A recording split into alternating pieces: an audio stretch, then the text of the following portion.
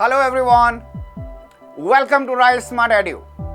आप सभी का स्वागत है और हम आज की क्लास में हमेशा की तरह जो स्पेशल डिस्कशन कर रहे हैं, किस तरह के एरर्स एग्जाम में आपको आके तंग कर सकते हैं, उनसे बचने के लिए मैं शॉर्ट वीडियोस दे रहा हूं आप सभी को, ताकि उन 5 सेंटेंसेस को अच्छे से करते चले जाइए।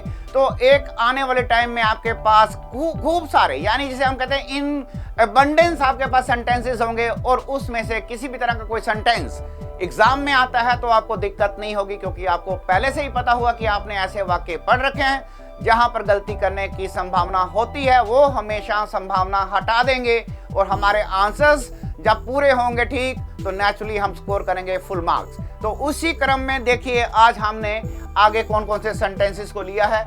आज का हमारा पहला सेंटेंस है जो कि कॉमन वे में अगर हम डे टू डे लाइफ में बोलते हैं तो हमें आदत होती है कि what a nice weather, let's enjoy the weather. तो इस टाइप के जो हम सेंटेंसेस यूज करते हैं, याद रखिए स्पोकन इंग्लिश और रिटन इंग्लिश में एग्जाम में दोनों में फर्क रहेगा। स्पोकन इंग्लिश में अगर हम ग्रामेटिकल एरर्स कर भी देते हैं, suppose I talk to you and while talking if I commit mistakes, okay fine, उससे कोई फर्क नहीं पड़ता है।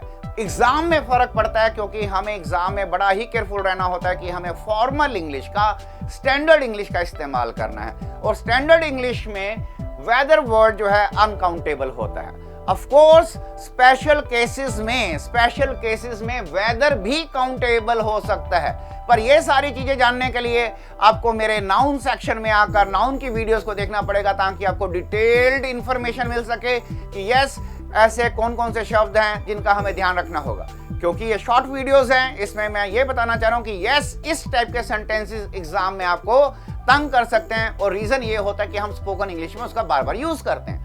अब आपने ये सीखा वेदर यूजुअली क्या होता है, एक अनकाउंटेबल नाउन होता है, और जनरली अनकाउंटेबल नाउन्स के साथ हम ए और एन का यूज नहीं करते हैं। इस वजह से इस सेंटेंस का आंसर क्या होना चाहिए, इट वाज ऑसम वेदर।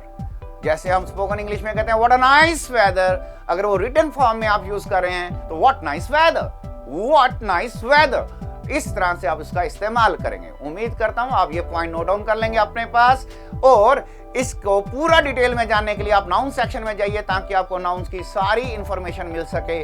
और राइट स्मार्ट एड्यू के प्लेटफॉर्म पे जाकर सर्च करेंगे तो आपको आराम से नाउन के मेरे सारे सेक्शंस भी मिल जाएंगे। आगे बढ़ते हैं, आपको सेंटेंस नंबर 2 में क्या ध्यान रखना है। The staff does not work properly, they waste their time talking to one another. आपने यहाँ पर देखा कि स्टाफ के लोग जो हैं वो प्रॉपर कार्य नहीं करते हैं, वो अपना टाइम वेस्ट करते हैं एक दूसरे से बात कर कर। अब आपने नोटिस करना है कि यहाँ पर दे शब्द किसके लिए यूज किया गया है। अगर आप इस सेंटेंस को ध्यान से पढ़ेंगे तो आप एक सेकंड में समझ जाएंगे कि ये दे शब्द का प्रयोग स्टाफ के लिए किया गया है। स्टाफ के लिए मीन स्टाफ में क्या होता है, एक व्यक्ति नहीं ना, स्टाफ में बड़े सारे लोग हैं, और उसी वजह से यहाँ पे स्टाफ के लिए हमने क्या किया, दे लगाया। अगर एक होता तो आ स्टाफ मेंबर बोलते, अगर एक होता तो आ स्टाफ मेंबर बोलते। यहाँ सिर्फ स्टाफ की बात की तो स्टाफ में बड़े सारे लोग हैं और यहाँ पर दे लिखा हुआ है, इससे हमें और क्लियर हो गया कि ये स्टाफ यहाँ पर सिंगुलर नहीं है। सिंगुलर के साथ हम डज नॉट लगाते हैं, ही शी इट, और सिंगुलर नाउन के साथ डज नॉट लगता है। यहाँ पर स्टाफ प्लूरल नाउन है, तो प्लूरल नाउन होने पर हम डज नॉट का नहीं डू नॉट का प्रयोग करने वाले हैं। तो आपका आंसर बन गया the staff do not work properly, they waste their time talking to one another. उम्मीद करता हूं आपको ये पॉइंट नंबर 2 भी अच्छे से क्लियर हो गया होगा, और आज ही की शाम में या जब भी आपको टाइम मिले इसको एक बार फिर से वीडियो को देख लीजिएगा, रिवाइज कर लीजिएगा, ताकि आपको हमेशा के लिए ये स्ट्रक्चर माइंड में बैठ जाए। आगे देखते हैं सेंटेंस नंबर 3 पे हमारे पास है ही केयरफुली एग्जामिन हिज सराउंडिंग। आपने नोटिस किया यहाँ पर सराउंडिंग वर्ड दे रखा है। जब हम अपने आसपास की सराउंडिंग्स की बात करते हैं, देखिए अभी मैंने जब बोला तो अब भी मेरे मुंह से सराउंडिंग्स निकला। जब हम अपने आसपास की बात करते हैं तो हम सराउंडिंग्स का इस्तेमाल करते हैं। मैं ये नहीं कह रहा कि सराउंडिंग वर्ड नहीं होता, सराउंडिंग कब यूज करेंगे, अगर वो एडजेक्टिव की तरह यूज होगा। सराउंडिंग एरिया, सपोज मैं इसी को यहाँ लिख दूं SURROUNDING सराउंडिंग एरिया। तो अब गलती नहीं है, सराउंडिंग एरिया में गलती क्यों नहीं है, क्योंकि एरिया क्या है, नाउन, और नाउन से पहले अगर हम यहाँ सराउंडिंग यूज कर रहे हैं तो ये सराउंडिंग क्या कार्य कर रहा है, यहाँ पर ये सराउंडिंग एडजेक्टिव का कार्य कर रहा है। जब ये एडजेक्टिव का कार्य कर रहा है तो इसमें हम एस का यूज नहीं करेंगे, तो यहाँ पर आगे कोई नाउन नहीं है। तो सिंपल सा तरीका, अगर सराउंडिंग के साथ नाउन होगा तो सराउंडिंग लिखना, अगर ये एज अ नाउन यूज हो रहा है तो आपको सराउंडिंग नहीं सराउंडिंग्स यूज करना होगा। तो पूरी उम्मीद है ये पॉइंट नंबर 3 भी आपको अच्छे से क्लियर हो चुका होगा।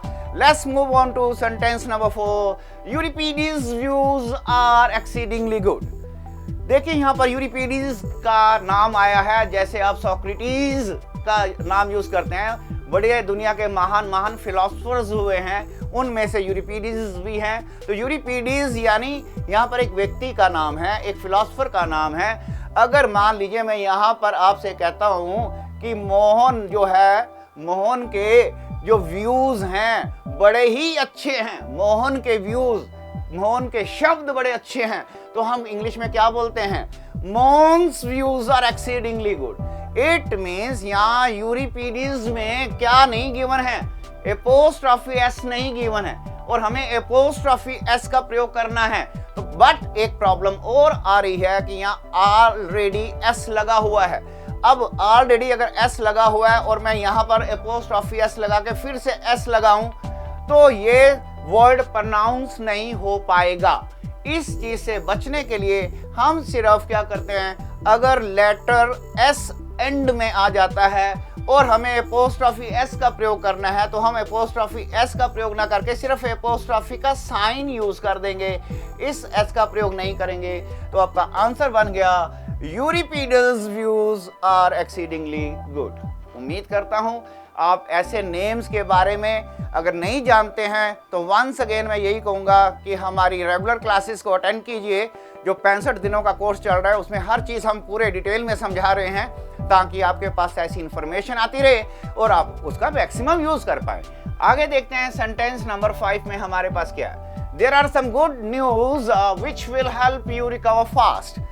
There are some good news. तो आप सभी बच्चों को ज्यादातर पता होता है कि न्यूज कैसा नाउन है। न्यूज एक सिंगुलर नाउन है।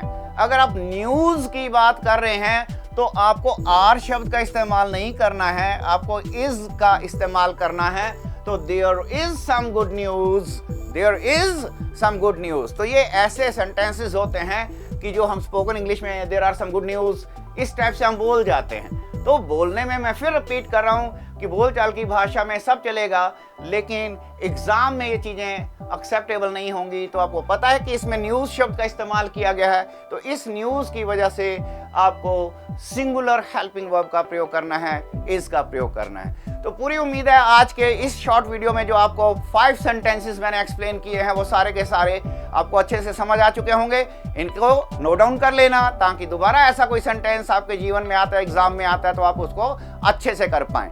यदि आपने अभी तक हमारे चैनल को सब्सक्राइब नहीं किया है तो बेटा सब्सक्राइब कर लीजिए, ताकि टाइम टू टाइम आपको नोटिफिकेशन मिलता रहे हमारी अपकमिंग क्लासेस के बारे में, क्योंकि इस प्लेटफॉर्म पे आपको बहुत कुछ सीखने को मिलेगा टोटली फ्री ऑफ कॉस्ट। तो इसको वीडियो को लाइक करना, शेयर करना मत भूलिएगा, और कोशिश ये कीजिए कि आप रेगुलर हमारे साथ जुड़े रहिए।